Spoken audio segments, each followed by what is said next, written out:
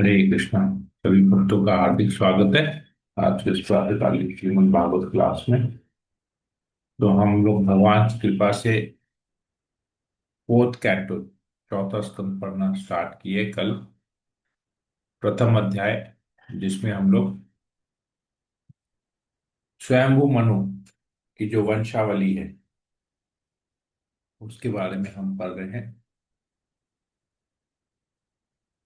तो उसमें हमने पढ़ा कि किस प्रकार उनकी तीन पुत्रियां थी। तीन पुत्रियों में से फिर हम लोग आए जो दूसरी पुत्री देवोती जिसका विवाह कर्दम मुनि से हुआ। और उस कर्दम मुनि और देवोती से उनको नौ नौ कन्याएं उत्पन्न हुई और एक पुत्र। हमने इसके बारे में पढ़ा किस प्रकार नौ कन्याएं और एक पुत्र भगवान स्वयं कपिल के अवतार में आए और अपनी माता देवोती को सांख्य योग भक्ति का ज्ञान देके चले गए। तो अभी हम लोग उनकी नौ पुत्रियां जो थी कर्दम मुनि और देवोती की जो नौ पुत्रियां थी उनकी वंशावली के बारे में हम पढ़ रहे हैं। तो स्वयं मनु के तीन तीन पुत्री और दो पुत्र। तो सेकंड जो डॉक्टर देवती उसके वंशावली की उसकी जो नौ पुत्रियां थी उसकी वंशावली के बारे में हम लोग पढ़ रहे हैं। तो उसमें हमने जो उसकी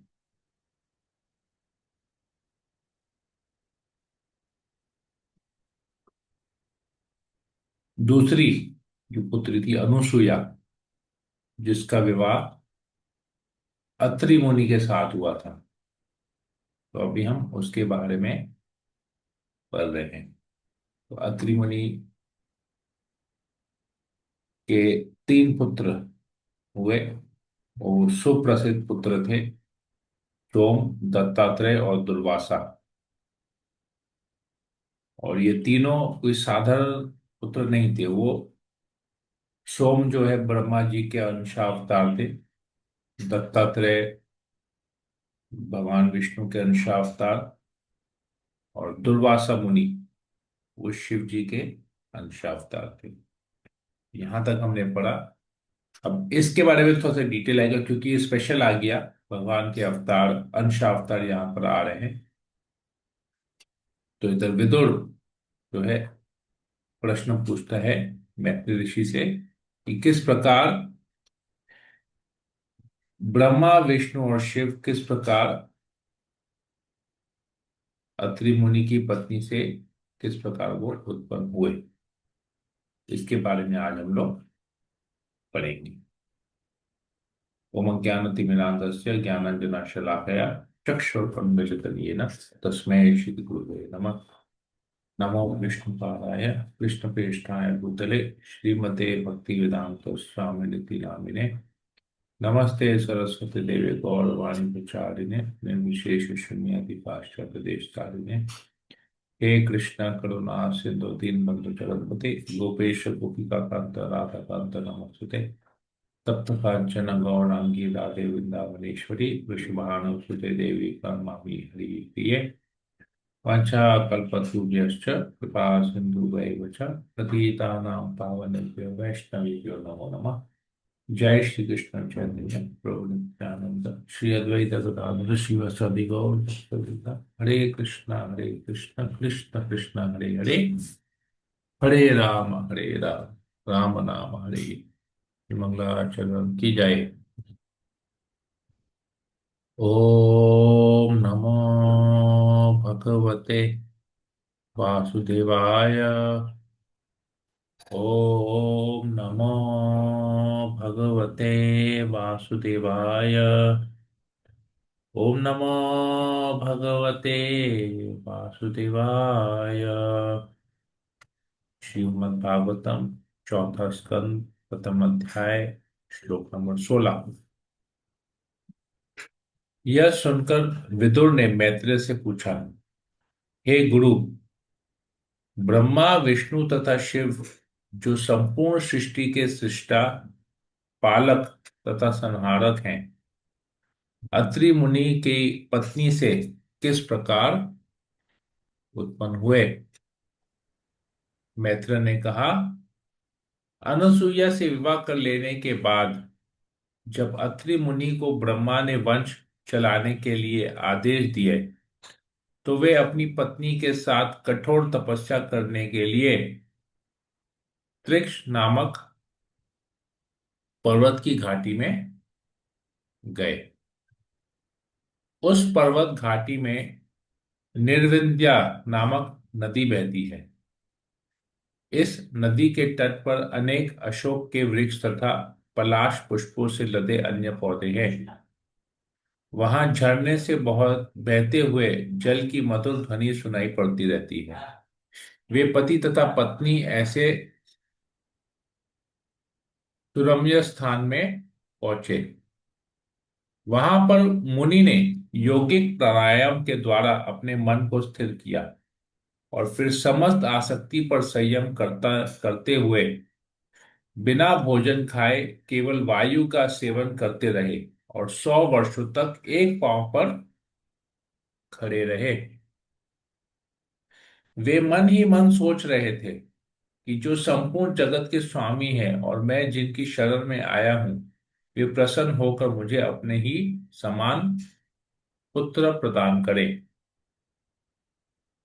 जब अत्रि मुनि गहन तप साधना कर रहे थे, तो उनके प्राणायाम के कारण उनके शरीर से एक प्रज्वलित अग्नि उत्पन्न हुई, जिसे तीनों लोकों के तीन प्रमुख देवों ने देखा। उस समय ये तीनों देव स्वर्गलोक के वासियों यथा अप्सराओं, गंधर्वों, सिद्धों, विद्याधरों तथा नागों समेत अत्रि के आश्रम पहुंचे। इस प्रकार वे उस मुनि के आश्रम में प्रविष्ट हुए, जो उनकी तपस्या के कारण विख्यात हो चुका था। तो अत्रि मुनि एक बहुत सुंदर जगह में, पर्वत में जाते हैं। एक बहुत सुंदर नेचुरल वातावरण होता है वहां पर, और वहां पर वो प्राणायाम करते हैं। एक पैर पे खड़े होते हैं, बगैर भोजन किए केवल वायु से 100 साल तक एक पैर पे खड़े होकर तपस्या करते हैं। उनके शरीर से एक बहुत प्रज्वलित उनका शरीर हो जाता है, एफलजेंट जिसे इंग्लिश में कहते हैं, तेज निकलता है। और उस तेज से प्रसन्न होके ब्रह्मा, विष्णु और शिव जी, ये तीनों अत्रि मुनि के आश्रम में सभी के साथ, केवल ये तीनों नहीं, देवताओं के साथ, स्वर्गलोक के देवता, अप्सरा, गंधर्व, सिद्धलोक के जो रहने वाले होते हैं, विद्याधर, ये सभी लोग, सभी जन वहां पर अत्रि मुनि के आश्रम में आते हैं। मुनि एक पेड़ पर खड़े थे, किंतु उन्होंने ज्यों ही देखा कि तीनों देव उनके समक्ष प्रकट हुए हैं, तो वे उन्हें देखकर इतने हर्षित हुए कि अत्यंत कष्ट होते हुए भी वे एक ही पांव से उनके निकट पहुंचे। तो देखिए, एक पेड़ पे तपस्या करने पर 100 वर्ष तक ये सभी प्रकट हुए, तो उनकी तपस्या तो फुलफिल हो गई। स्वयं भगवान वहां पर उनके सामने प्रकट हुए, किंतु उन्होंने अपना पैर नीचे नहीं रखा। जिस अवस्था में खड़े थे, उसी अवस्था में वो आगे बढ़े और उनके निकट आए। तत्पश्चात उन्होंने उन तीनों देवों की स्तुति की, जो अपने अपने वाहनों, शिव जी का वाहन बैल, ब्रह्मा जी का वाहन हंस तथा विष्णु जी का वाहन गरुड़, उन पर सवार थे। और अपने हाथों में डमरू, शिव जी के हाथ में डमरू रहता है, ब्रह्मा जी के हाथ में कुश रहता है, और भगवान विष्णु के हाथ में चक्र रहता है। मुनि ने भूमि पर गिरकर उन्हें दंडवत प्रणाम किया।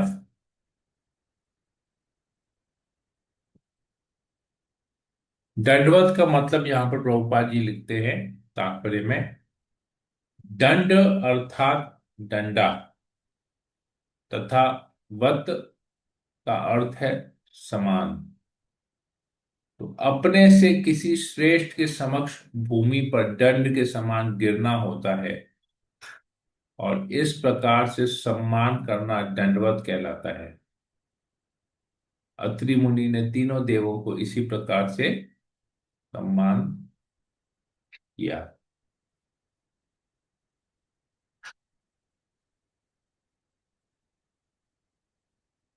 अत्रि मुनि यह देखकर अत्यधिक प्रमुदित हुए कि तीनों देव उन पर कृपालु हैं। उनके नेत्र उन देवों के शरीर के तेज से चकाचौंध हो गए। अतः उन्होंने कुछ समय के लिए अपनी आंखें मूंद ली। इतना तेज उनके शरीर से निकल रहा था, ब्रह्मा जी के शरीर से, शिव जी के शरीर से और भगवान विष्णु के शरीर से, कि उन्होंने अपनी आंखें, किंतु पहले से उनका हृदय इन देवों के प्रति आकृष्ट था। अतः जिस जिस प्रकार उन्होंने होश संभाला और वे हाथ जोड़कर ब्रह्मांड के प्रमुख अधिष्ठाता देवों की मधुर शब्दों से स्तुति करने लगे। अत्रि मुनि ने कहा, हे ब्रह्मा, हे विष्णु तथा हे शिव,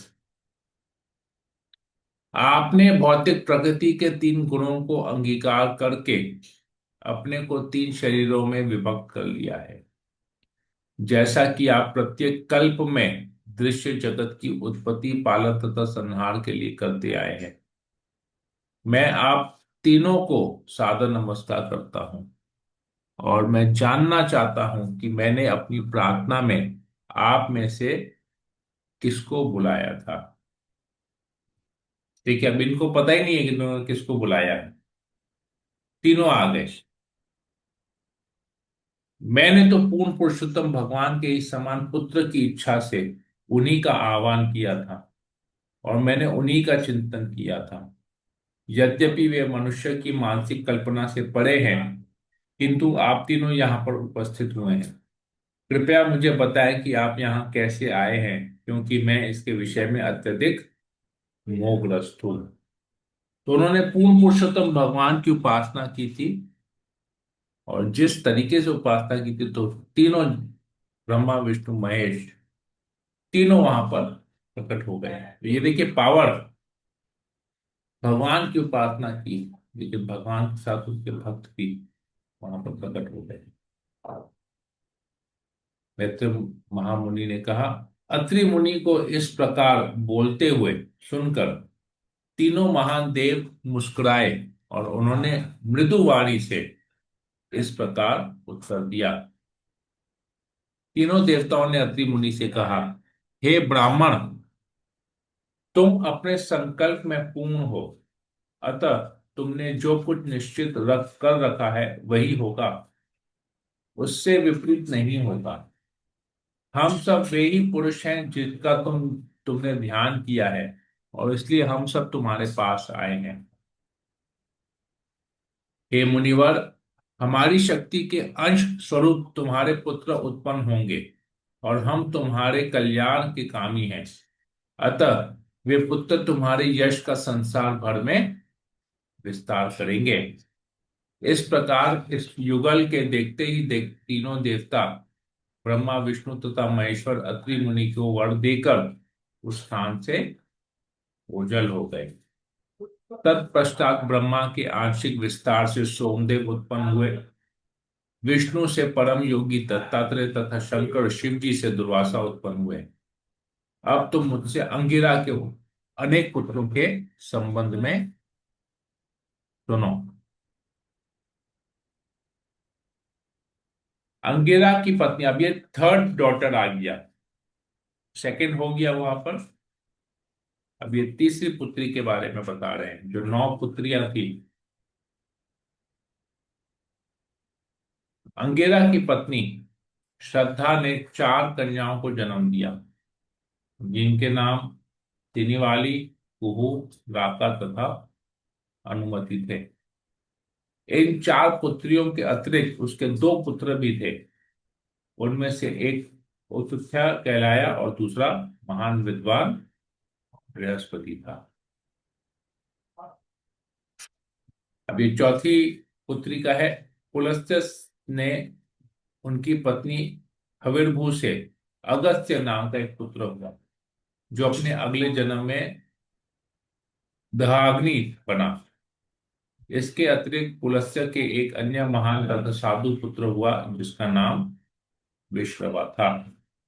ये चौथी पुत्री के बारे में भी बता दिया। विश्रवा के दो पत्नियां थी। ठीक है, अब उसी फोर्थ पुत्री के जनरेशन के बारे में बता रहे हैं। जो उनका पुत्र था विश्रवा, उनकी दो पत्नियां थी। प्रथम पत्नी एडविडा थी, जिससे समस्त यक्षों का स्वामी कुबेर उत्पन्न हुआ। दूसरी पत्नी का नाम केशिनी था, जिससे तीन पुत्र उत्पन्न हुए। ये थे रावण, कुंभकर्ण तथा विभीषण। तो विश्रवा थे ये लोग। तो विश्रवा रावण के पिता, और केशिनी थे पहली पत्नी इडिवा से कुबेर का जन्म हुआ। तो कुबेर जो खजांची हैं, ट्रेजरर ऑफ द डेमिगॉड्स। और जो दूसरी पत्नी है केशिनी, उससे रावण, कुंभकर्ण तथा विभीषण आए। पुल ऋषि की पत्नी गति ने तीन पुत्रों को जन्म दिया। ये फोर्थ आ गया, सॉरी फिफ्थ आ गया, जिसके नाम थे कर्मश्रेष्ठ, बड़ियार तथा सहिष्णु। ये सभी महान साधु थे। पृथु की पत्नी क्रिया ने वाल्खिल्यादि नामक 60,000 ऋषियों को जन्म दिया। ये ऋषि ब्रह्म आध्यात्मिक ज्ञान में बड़े चढ़े थे, और उनका शरीर ऐसे ज्ञान से दिदीप्यमान था। वशिष्ठ मुनि की पत्नी ऊर्जा से, जिसे कभी कभी अरुंधति भी कहा जाता है, चित्रकेतु इत्यादि 7 विशुद्ध ऋषि उत्पन्न हुए। इन सातों ऋषियों के नाम इस प्रकार है: चित्रकेतु, तुलसी, विरजा, मित्र, उल्बण, वसुवृद्ध्यान तथा द्युमान। वशिष्ठ की दूसरी पत्नी से कुछ अन्य अत्यंत सुयोग्य पुत्र हुए। अथवा मुनि की पत्नी चिति के अश्विशिरा नामक पुत्र का जन्म दिया, जो वृत्तधारी होने के कारण ददस्यन कहलाया। अब तुम्हें मुझसे भृगु मुनि के वंश के विषय में सुनो।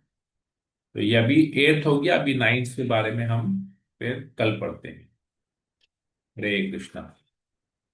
किसी को कोई प्रश्न है तो आप पूछ सकते हैं। तो बहुत सारे श्लोक है, 20-22 श्लोक है। अगर चाहे तो कंटिन्यू कर सकते हैं। 20-22 श्लोक मतलब 15-20 मिनट और लगेगा। कंटिन्यू करना है तो इस चैप्टर को कंप्लीट कर लेंगे, क्योंकि इसमें खाली नाम ही नाम है, ज्यादा फिलोसफी कुछ है नहीं इसके अंदर में। तो आप लोग जैसा बोलेंगे, अगर कंटिन्यू करना तो कंटिन्यू कर लें। जी प्रभु जी कर। हाँ प्रभु कर लेते हैं, नाम है ना, हो जाएगा प्रभु का। ओके, तो कंटिन्यू कर लेते हैं फिर।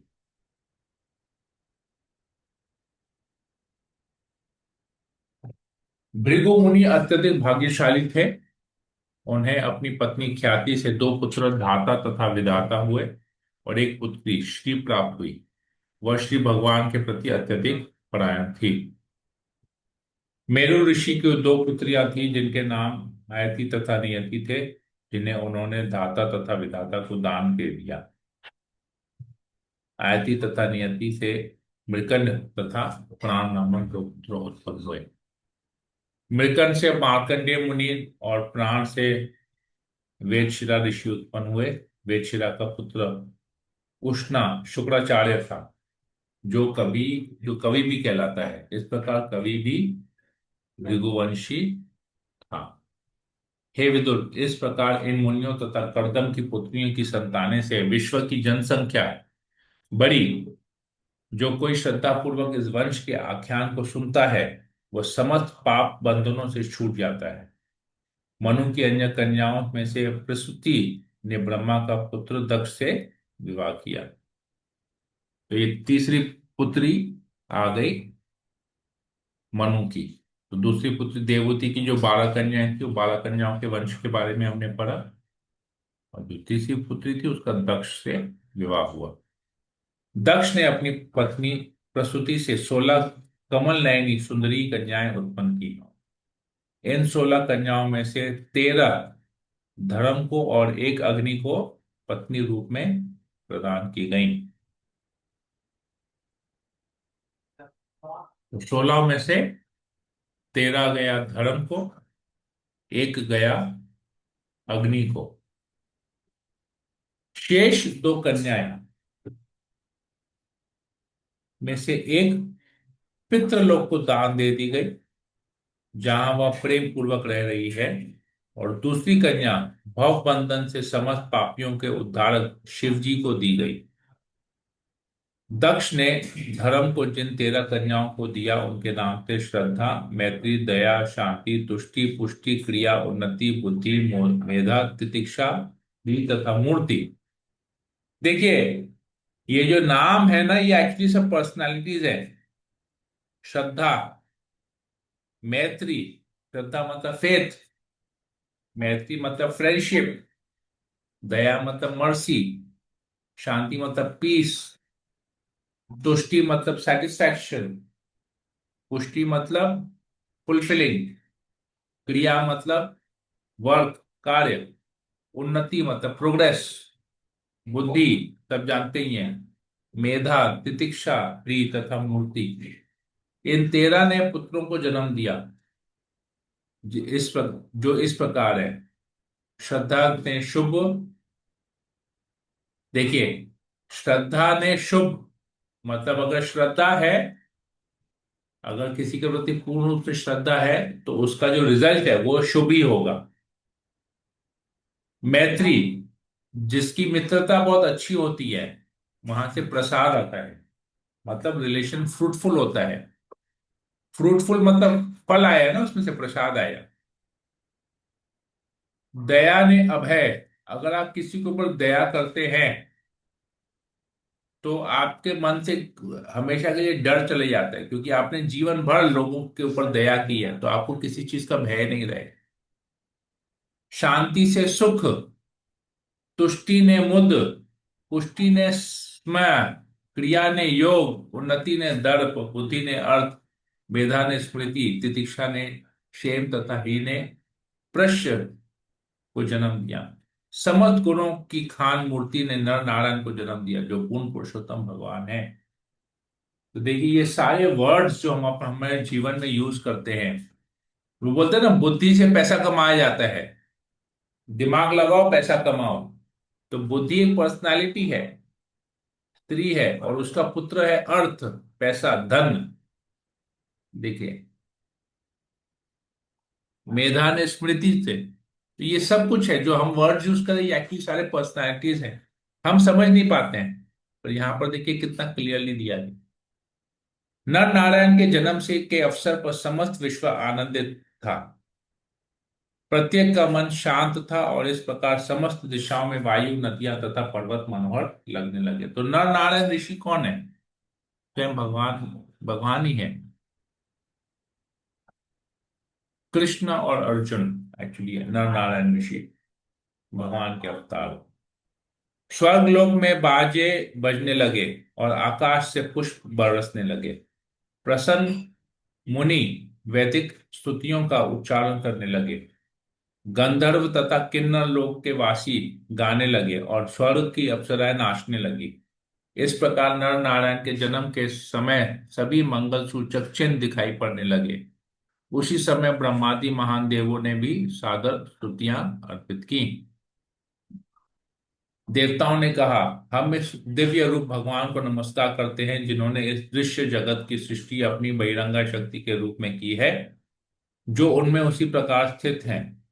जिस प्रकार वायु तथा बादल आकाश में रहते हैं, और अब धर्म के घर में नर नारायण ऋषि के रूप में प्रकट हुए हैं।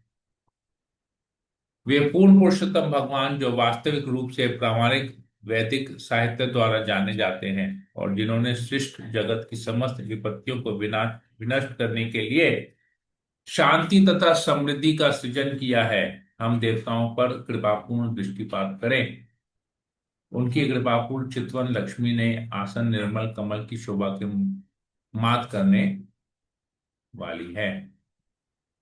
हे विदुर, इस प्रकार देवताओं ने नर नारायण मुनि के रूप में प्रकट श्री भगवान की पूजा की। भगवान ने उन पर कृपा दृष्टि डाली और फिर गंध मादन पर्वत की ओर चले गए। नर नारायण ऋषि कृष्ण के अंश विस्तार है, और अब जगत को भार उतारने के लिए यदु तथा करु करु कुरु वंशों में क्रमशः कृष्ण तथा अर्जुन के रूप में प्रकट हुए हैं।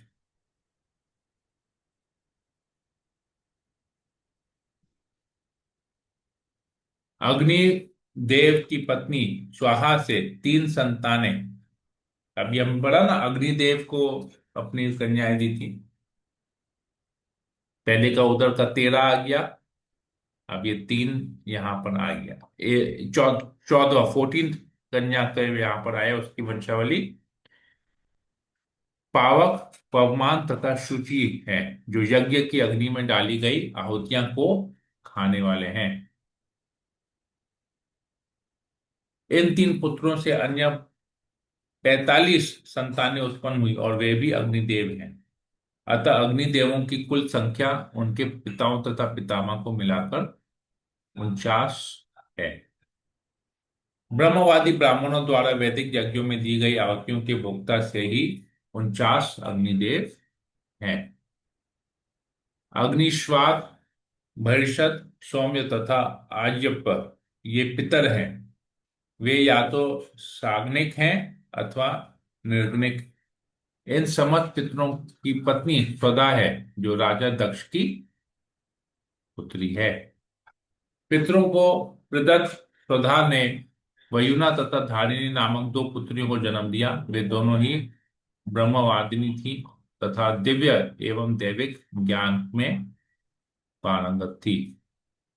सती नामक 16वीं कन्या भगवान शिव की पत्नी थी, किंतु उनके कोई संतान उत्पन्न नहीं हुई। यद्यपि वे सदैव अपने पति की अत्यंत श्रद्धापूर्वक सेवा में संलग्न रहने वाली थी।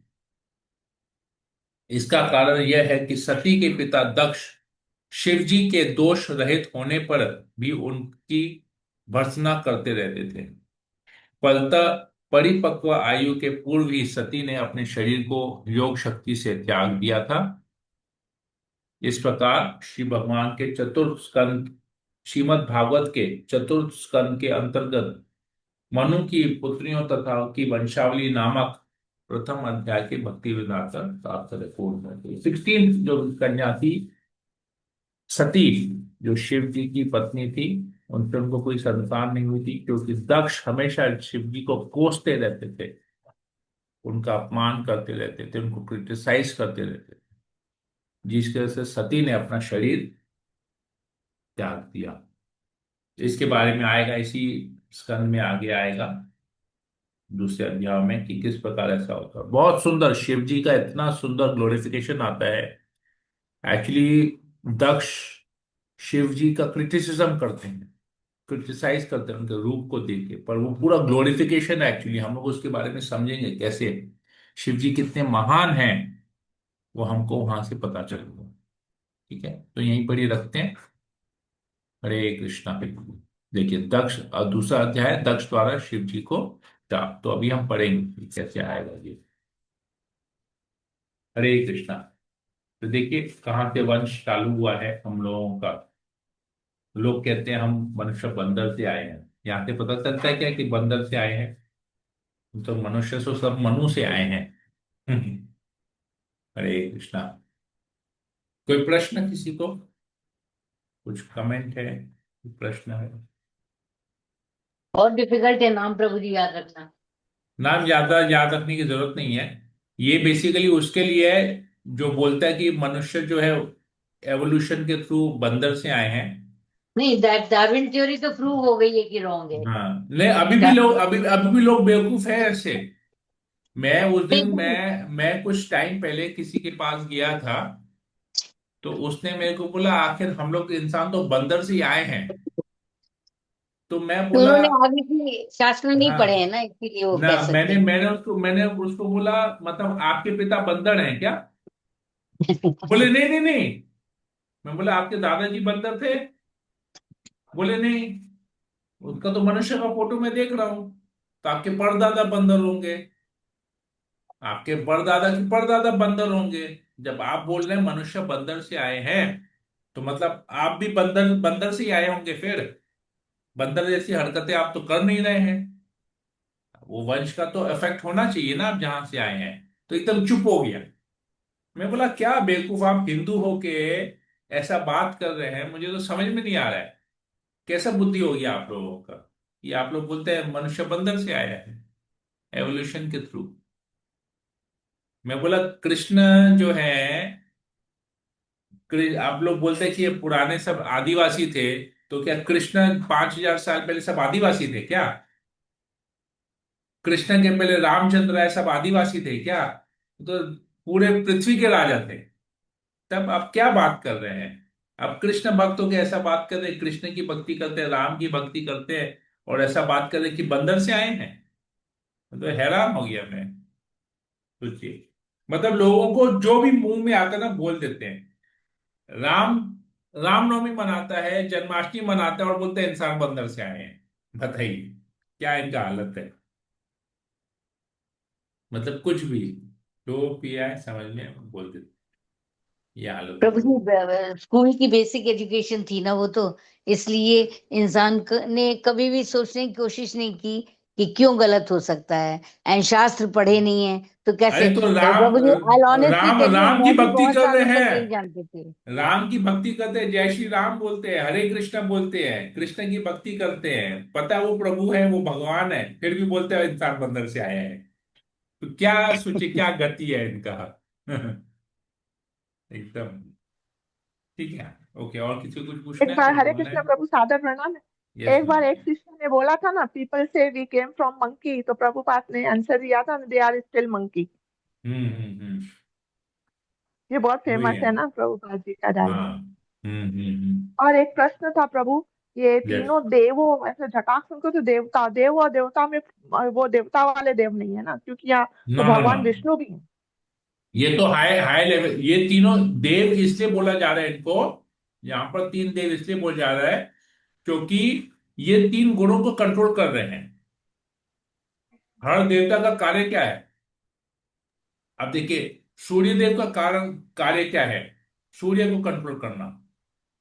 चंद्रदेव का कार्य क्या है? चंद्रमा को कंट्रोल करना। वायु देव है, अग्नि देव है, इस प्रकार जल के देवता है, वरुण देव है। ये सब देव है। देव देव का मतलब है जो कंट्रोल करता है, उसको देवता कहते हैं, जो किसी न किसी को कंट्रोल कर रहा है। इसलिए तो यहां पर प्रभु, यहाँ उनको देव, कंफ्यूजन ये है कि इनको यहां पर मैं वही विष्णु को। क्लैरिफाई कर रहा हूं, इनको यहां पर देव इसलिए कहा जा रहा है, ब्रह्मा विष्णु और शिव जी को, क्योंकि वो तीन गुणों को कंट्रोल कर रहे हैं।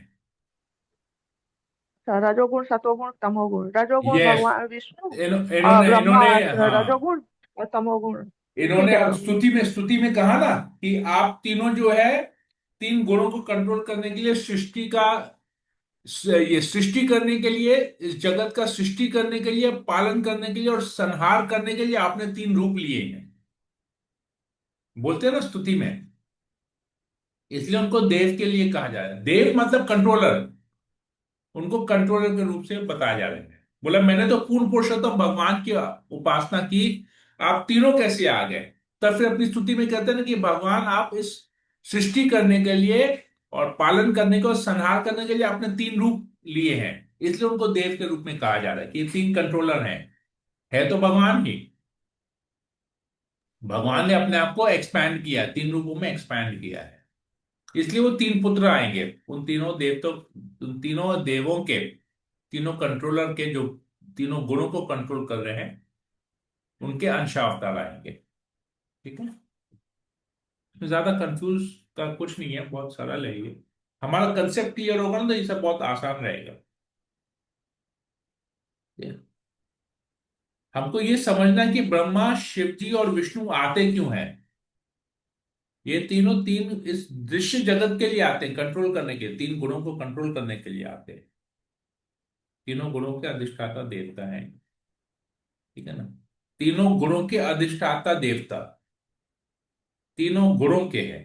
ठीक है ना, ऐसे तो परम पुरुषोत्तम भगवान तो विष्णु हैं, लेकिन तीन गुणों के लिए ये लोग तीन देवता बन के आते हैं कंट्रोल करने के लिए। अच्छा, हाँ, वही वही ठीक है समझना ना। था, यही पॉइंट समझना था, भगवान देव बन गए। यस। ठीक है ना, मतलब भगवान अगर देव बन के आ रहे हैं, मतलब उनका कैटेगरी लो नहीं हो जा रहा है। वो अभी भी कंट्रोलर ही है, सुप्रीम कंट्रोलर।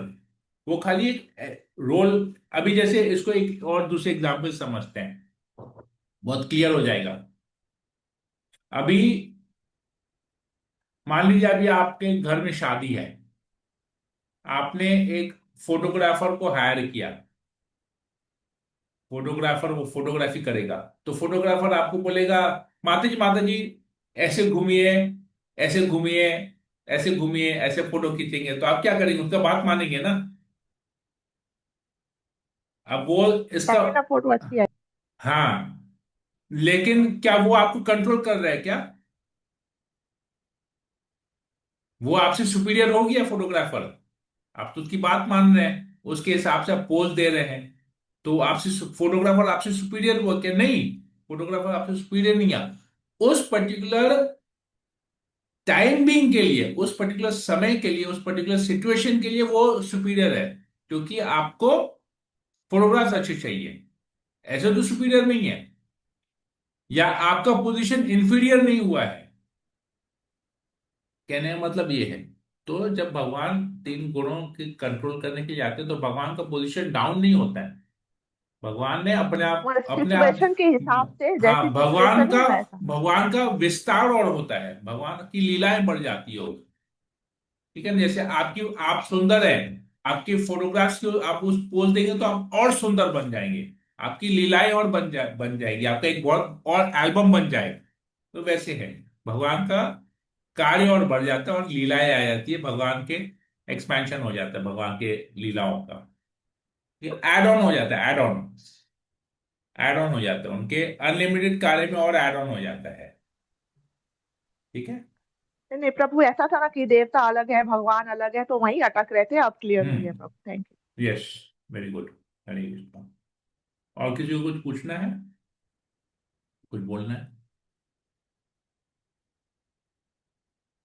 राजू प्रभु। हरे कृष्ण हरे कृष्णा। प्रभु।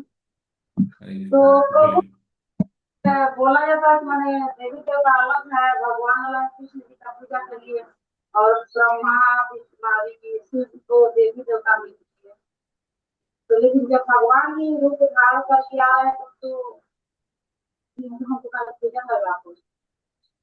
मुझे कुछ समझ में नहीं आया, आप शायद स्पीकर में या ओपन में बात करें तो कुछ समझ में नहीं आया आप क्या बोले। आप हरे कृष्णा प्रभु। स्पीकर से डिस्कनेक्ट करके फोन में बात करेंगे तो शायद ज्यादा इजी रहेगा, समझ अच्छा। में आएगा मुझे। हरे कृष्णा प्रभु जी, दंडवत प्रणाम प्रभु जी। हाँ, जब बोलिए, अभी अभी आवाज हम क्लियर। बोल रहे हैं प्रभु जी, जैसे कि मान लीजिए हाँ। कि बोला जाता है कि देवी देवता अलग हैं और हम्म। भगवान कृष्ण अलग हैं। हम्म। तो मान लीजिए कि ब्रह्मा जी और शिव जी तो देवी देवता में आते हैं ना। हाँ, तो भगवान, माने भगवान के तुल्य उनको कैसे माना जाए। भगवान के तुल्य इसलिए माना गया कि वो लोग कंट्रोल कर रहे हैं ना। माने भगवान ही देखिए माने देखिए, प्राकट्य होते हैं मैं उनके रूप आपको में। बताता हूँ, बहुत सरल अच्छा। तरीका है। देवता का नाम है कंट्रोलर, कंट्रोल करना। ईश्वर परम कृष्ण सच्चित आनंद विग्रह अनादि आदि गोविंद सर्व कारण कारणम। ईश्वर परम कृष्ण, ईश्वरों में परम ईश्वर है कृष्ण। ईश्वर का मतलब है कंट्रोलर। ठीक है ना। जी। ईश्वर परम कृष्ण, ईश्वर का मतलब है जो कंट्रोल करता है। आप भी ईश्वर हैं, आप अपने परिवार को कंट्रोल कर रहे हैं ना। तो अभी आपका और क्या इंद्र का सूर्य का कैटेगरी सेम है क्या। नहीं, मतलब जैसे मेरे कहने का मतलब यह है, आप बोले हैं हाँ, तो कि उस जितने हिसाब से, प्राणी उस बिहार हिसाब से जाते हैं इंद्र, उनको बोल रहे हैं। इंद्र इंद्र और ब्रह्मा जी का कैटेगरी सेम है क्या? नहीं है ना। नहीं नहीं। ब्रह्मा जी अभी सभी मनुष्यों में, सभी जीवों में, क्योंकि हम ईश्वर के अंश हैं, हम परमात्मा के अंश हैं, तो हम में सभी में परमात्मा के गुण हैं, लेकिन कम है, बहुत कम मात्रा में है। जैसे एक समुद्र का पानी, समुद्र का पानी खारा होता है कि नहीं होता है? जी क्योंकि प्रभु। उसके लवण का सागर कहा जाता है, नमक का सागर। अब जी। समुद्र के पानी में से समुद्र के जल को आप माप सकते हैं? नहीं माप सकते। लेकिन उस समुद्र के जल में से अगर आप एक लोटा पानी निकालेंगे, तो उस एक लोटे पानी का टेस्ट भी तो खारा ही होगा ना, जी। ना मीठा हो जाएगा? नहीं, खारा ही रहेगा प्रभु। क्यों खारा रहेगा? क्योंकि उसमें समुद्र के गुण हैं। लेकिन वो जी। एक लोटा पानी और समुद्र का पानी को आप कंपेयर कर सकते हैं क्या? नहीं। गुण सेम है, लेकिन वो क्वांटिटी अलग है, जी। वॉल्यूम अलग है। समुद्र का पानी को तो आप नाप नहीं सकते हैं, लेकिन इस एक लोटे पानी को आप नाप, वजन कर सकते हैं, भाई ये इतना लीटर पानी है, 500 ml पानी है, 600 ml पानी है, लेकिन गुण दोनों का सेम है। तो इसी प्रकार हम में जो गुण है वो भगवान के जैसे ही गुण है, लेकिन कम मात्रा में है, बहुत कम मात्रा में है। भगवान में अधिक है। तो हम जीवों में, अगर हम, जैसे ब्रह्मा जी में 50 गुण होते हैं, 50, तो अगर हम वो 50 गुण डेवलप करते तो हम ब्रह्मा जी के पद पे जा सकते हैं। ब्रह्मा जी से ऊपर शिव जी आते हैं। शिव जी में 55 क्वालिटीज होता है, 5 गुण अधिक होते हैं, 55 गुण होते हैं। और भगवान विष्णु में 60 गुण होते हैं, 5 और अधिक, शिव जी से 5 गुण अधिक होते हैं, 60 गुण होते हैं। और जो कृष्ण है उसमें 64 गुण होते हैं, 4 गुण एक्स्ट्रा होते हैं, भगवान नारायण से या भगवान विष्णु से। भगवान रामचंद्र में 60 गुण है, भगवान नरसिंह देव में 60 गुण है। लेकिन वो 60 गुण का, 60 के 60 गुणों का प्रदर्शन नहीं करते।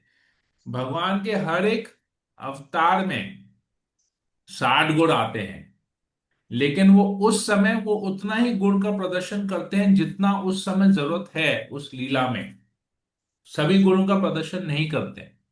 तो हमको ये समझना पड़ेगा, ठीक है ना। तो 64 गुण जी। कृष्ण में, कृष्ण में 64 गुण है, 4 गुण एक्स्ट्रा है जो किसी में नहीं है। सबसे पहला गुण जो कृष्ण में, जो 4 गुण एक्स्ट्रा है, ये हम पहले पढ़ चुके हैं, किसी को याद है? जी प्रभु हम है। बहुत पहले पढ़ चुके हैं। हाँ क्या प्रभु। है? वेणु, वेणु माधुर्य। भगवान कृष्ण बांसुरी बजाते हैं। और कोई भगवान का अवतार है जो बांसुरी बजाता है? नहीं। और सौंदर्य, अ, भक्त माधुर्य, भगवान कृष्ण हमेशा भक्तों के साथ घिरे रहते हैं। अब देखेंगे अपने सखाओं के साथ, राधा रानी के साथ, गोपियों के साथ, है ना, रहते हैं ना। जी प्रभु। तो ये सब आपको समझना पड़ेगा। एक है लीला माधुरी। कृष्ण जितनी लीलाएं करते हैं भगवान के और कोई अवतार में उतना कोई लीला नहीं होता है, क्योंकि वो जन्म से लेके लीलाएं करते रहते हैं। जन्म से लेके, उनका जन्म भी एक लीला है। तो लीला माधुरी हो गया। प्रेम माधुरी, हमेशा अपने भक्तों के बीच में पाए जाते हैं कृष्ण। देखिएगा आप कृष्ण का कोई भी फोटो देखिए, मोर के साथ, गाय के साथ, गोपियों के साथ, ग्वाल बाल के साथ, बलराम के साथ, ऐसे ही उनका हमेशा रहता है।